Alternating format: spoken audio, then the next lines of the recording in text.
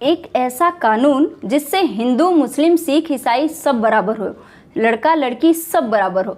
राम मंदिर आर्टिकल 370 और 3 तलाक के बाद भारत सरकार भारत में सिविल कोड लाना चाहती है, लेकिन भारत के कुछ महान व्यक्ति ऐसे भी हैं जो चाहते नहीं कि भारत की मुस्लिम लड़कियों को उनका अधिकार और उनका स्वाभिमान वापस मिले। मैं आपको एक कहानी सुनाती हूँ। पिछले साल का ये केस है।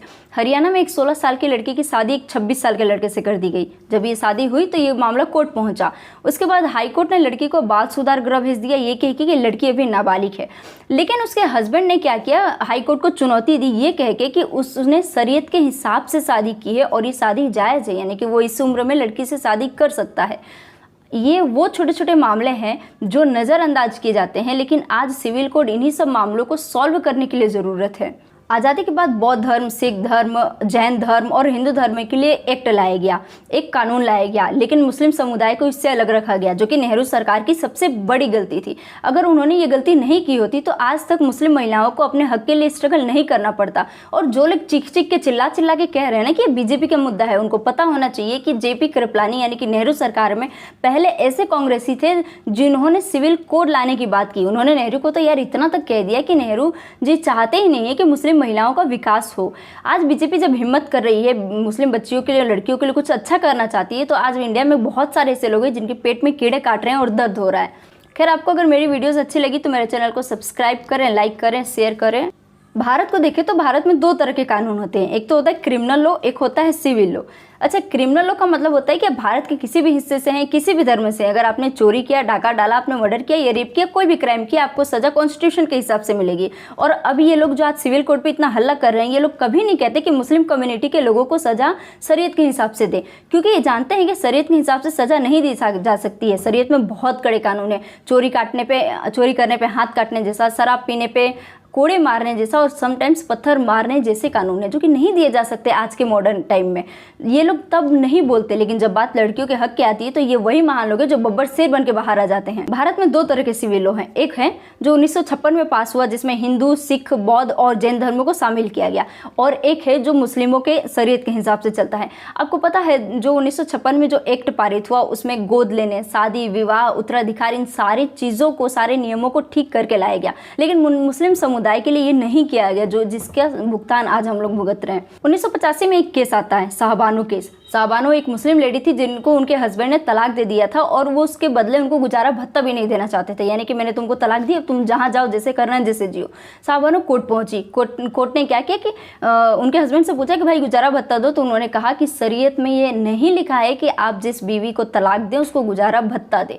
लेकिन हाईकोर्ट ने शरीयत के खिलाफ जाके डिसीजन सुनाया और शाहबानो को गुजारा भत्ता देने के लिए कहा। उस वक्त राजीव गांधी सरकार ने इसका सपोर्ट किया, लेकिन जब राजीव गांधी की सरकार कई राज्यों में हारने लगी तो उन्होंने इस बिल को ही, यानी कि हाईकोर्ट के डिसीजन को ही पलट दिया।